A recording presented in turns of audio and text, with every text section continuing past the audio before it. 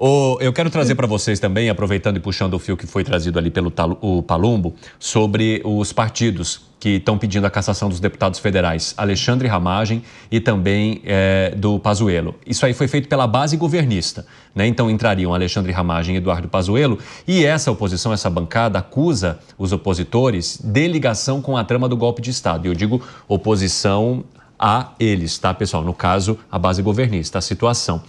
A ação ocorre depois a Polícia Federal pediu o indiciamento de Jair Bolsonaro, do próprio Ramagem e também de outras 35 pessoas. Mesmo o Pazuello não estando nessa lista, os aliados do Planalto citam a prisão de um ex-membro do gabinete dele, o general da reserva Mário Fernandes, que teria se envolvido nesse plano de assassinato das autoridades. A gente contou isso aqui para vocês. Esse pedido foi encaminhado ao Conselho de Ética da Câmara, ou seja, o Ramagem aparece no inquérito. O Pazuello, mesmo não aparecendo, tinha alguém de sua equipe que articulava diretamente com ele, que é apontado como um dos grandes protagonistas ali entre aquelas pessoas que, segundo a Polícia Federal, montavam um plano para atacar autoridades. Vocês acham que faz sentido que os nomes deles vão parar na comissão de ética a pedido desses partidos, e entre eles principalmente foram o Pessoal e Rede, na verdade, que entraram com esse pedido? Como é que vocês avaliam esse movimento que está acontecendo agora atrás dessas pessoas também que aparecem diretamente ou não nas investigações da Polícia Federal? Hein, Palumbo? Já que você puxou, vamos contigo. Eu acho que esses deputados do PSOL e da Rede deveriam procurar a Câmara dos Deputados, porque lá eles dão gratuitamente a Constituição Federal, o exemplar da Constituição Federal. E está lá no artigo 5º da Constituição Federal, que é o principal artigo da nossa Carta Magna, direitos fundamentais da pessoa humana, que ninguém deve ser considerado culpado antes do trânsito em julgado. E ninguém pode ser culpado no lugar do outro. Então, por exemplo, o Pazuello, ele tem um assessor que parece que não é mais assessor, que um dia resolveu passar um fax, sei lá, ou fazer um telefonema, passar uma mensagem. Não, vamos culpar o Pazuello. Eu tenho diversos assessores que me auxiliam em São Paulo e no estado de São Paulo. Se um deles, amanhã, eu exonere um deles e eles fazem uma bobagem, o que eu tenho a ver com isso? Absolutamente nada. Isso também é absurdo. Eles estão querendo perseguir esses deputados. Do Pazuello é mais grave ainda, porque ele não fez absolutamente nada. Foi o assessor dele que fez. E as condutas criminais são individualizadas. Se eu estou aqui com vocês num bar, por exemplo, eu resolvo sacar minha arma e matar alguém, eu vou ser punido. O Mota não vai, o Cine não vai, o Dávila não vai. Quem vai ser punido sou eu. O ato foi meu. Isso é individualização de conduta. As condutas são individualizadas, mas isso não está acontecendo. Aí nós temos um outro deputado, Janones, que resolve entrar para extinguir o PL. É a mesma teoria que eu acabei de usar. Já teve o processo, sequer teve denúncia. E se o Procurador-Geral da República decidir não denunciar ninguém? Ele pode fazer isso. É direito dele. O titular da ação penal é o membro do Ministério Público. Neste caso, é o Procurador-Geral da República. Se eles simplesmente resolver propor o arquivamento, o que vai acontecer? Absolutamente nada.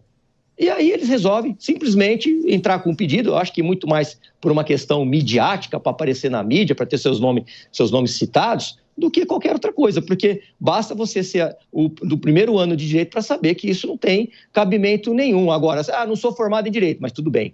Todo político tem um assessor formado em direito. Fala, Dávila. Eu concordo plenamente com o que o Palumbo acabou de dizer. Veja que absurdo. Imagine se o procurador-geral não fizer uma acusação formal a essas pessoas. Você vai caçar o mandato de uma pessoa que sequer teve uma acusação formal. Isso é um total absurdo. Isso é coisa de nanico a serviço do governo para tentar criar mais espuma numa situação já tensa que o Brasil está vivendo. Nós estamos vivendo, gente, um capítulo que precisamos ter muito cuidado, porque são gravíssimas as acusações que aparecem nesses inquéritos. Então, nós já precisamos ter serenidade quando aparecem acusações tão graves. Agora, nós temos de esperar o tempo da justiça, ou seja, a Procuradoria-Geral da República fazer ou não uma acusação formal e aí sim estabelecer um inquérito criminoso. Mas enquanto isso não acontecer, nós temos de ter serenidade. E essa questão da exploração política de fatos que ainda estão na fase de investigação, que essas pessoas não foram acusadas formalmente, não tiveram o seu caso tramitado, julgado e condenado, é um absurdo total. Caçar o direito do eleitor, isso, porque o eleitor é que colocou essas pessoas no Congresso Nacional. Vamos respeitar o eleitor brasileiro, a vontade do eleitor brasileiro. Nós dissemos aqui há pouco já o absurdo que aconteceu com a cassação de Deltan Dallagnol. Um total absurdo. Não existe nenhum fundamento nessa cassação. Então, está na hora, como nós sempre comentamos aqui nos Pingos nos Is, da justiça parar de ser um órgão político e se tornar apenas uma corte judicial, julgar os fatos perante a lei e de acordo com a lei e a Constituição, e parar de fazer proselitismo político. E os partidos também precisam ter juízo. Vamos para o bom embate entre oposição e situação, mas não vamos tentar fazer exploração política. Primeiro, que isso não vai dar em nada. Segundo, que isso é uma afronta ao Estado Democrático de Direito. Como bem disse o Palumbo, está na hora desses deputados denicos passarem ali na mesa da Câmara, pegar uma Constituição e passar o fim de semana lendo, para não cometer cada vez mais propostas indecentes e inconstitucionais. Um dos argumentos trazidos aqui pela liderança do PSOL é inconcebível que o Congresso Nacional sirva de abrigo e remunere todos os meses com dinheiro público pessoas envolvidas em uma tentativa de golpe de Estado que incluía até mesmo o assassinato do presidente da República, do vice-presidente e de um ministro do Supremo. Mota. Jair Bolsonaro foi vítima de uma tentativa de assassinato. Ele levou uma facada e ficou em estado grave. O seu quase assassino foi filiado a um partido político, ou ligado a um partido político. Deveria esse partido ter sido investigado e todos os seus parlamentares cassados? É admissível que um Congresso Nacional abrigue um partido ligado a uma tentativa de assassinato de um presidente? É claro que isso não deveria ter acontecido. Por quê? Porque todo mundo é inocente até prova em contrário.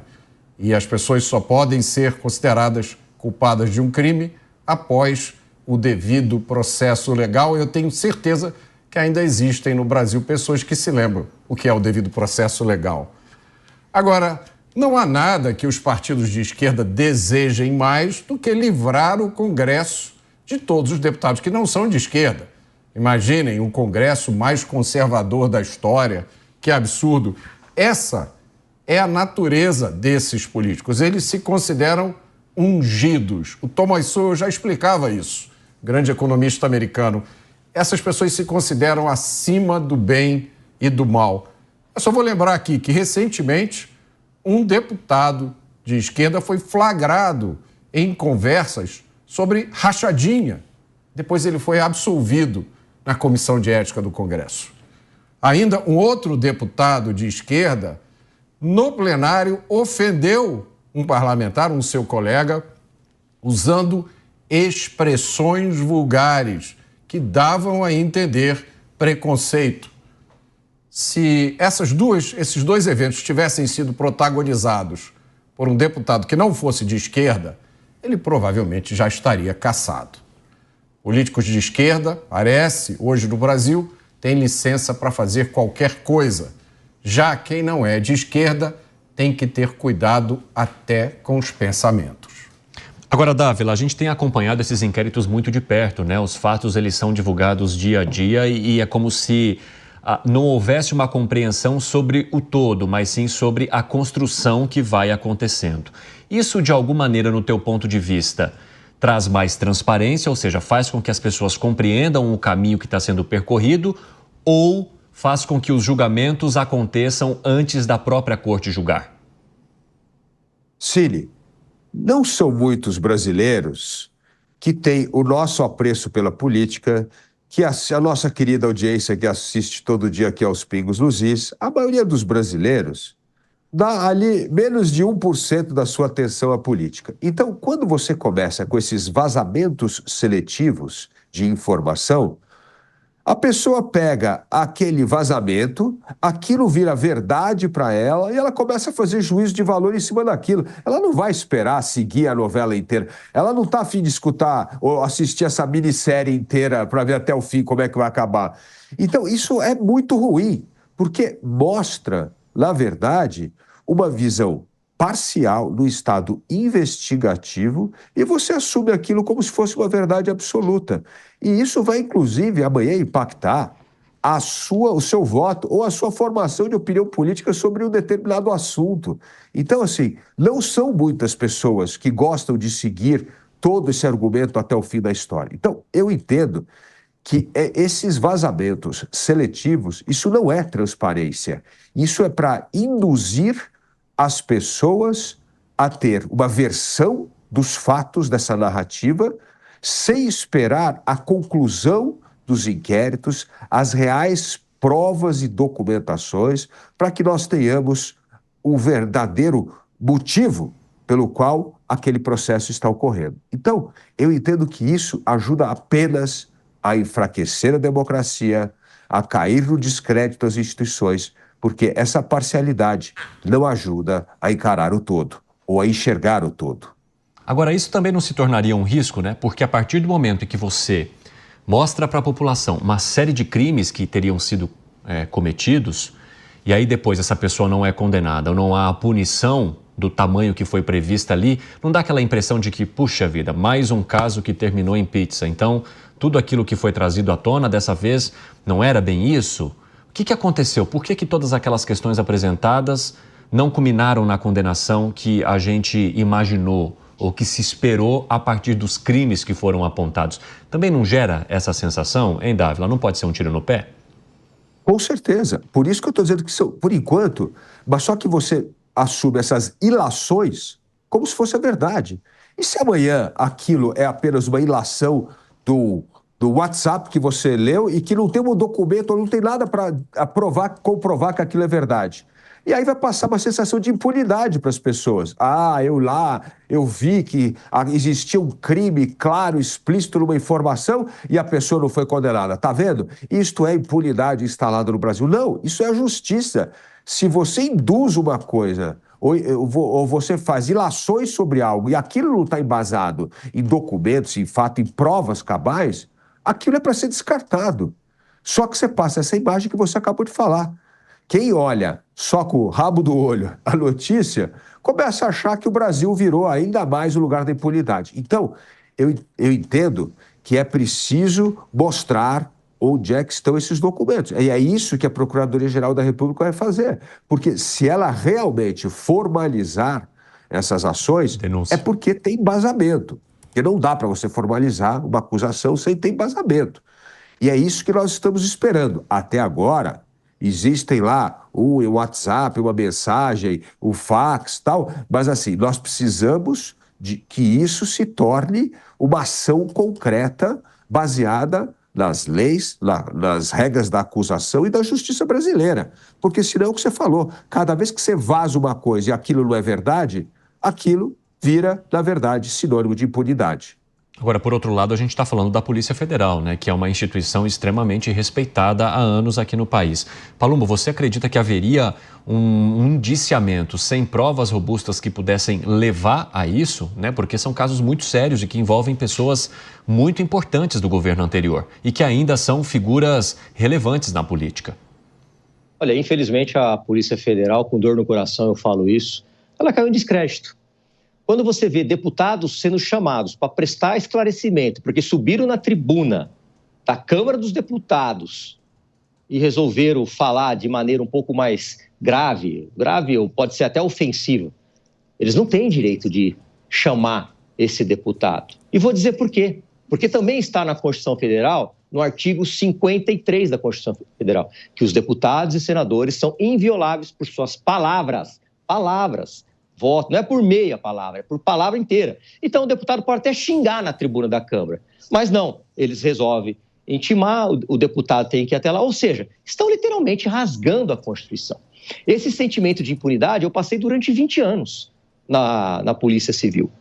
Quando a gente via bandidos sendo soltos em audiência de custódia, quando a gente enxergava via policiais sendo denunciados de maneira equivocada, muitas vezes por promotores que não têm a mínima vivência de rua, que não sabem o que é uma rua.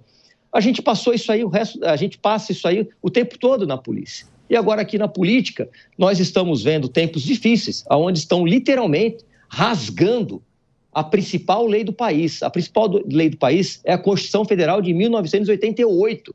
Não tem lei mais importante que essa. E quando você pega um artigo que qualquer adolescente consegue interpretar e simplesmente rasga, passa por cima, não cumpre a lei, fica difícil acreditar na justiça. Por isso que vivemos tempos de insegurança jurídica. Ninguém mais acredita. Fala, Mota.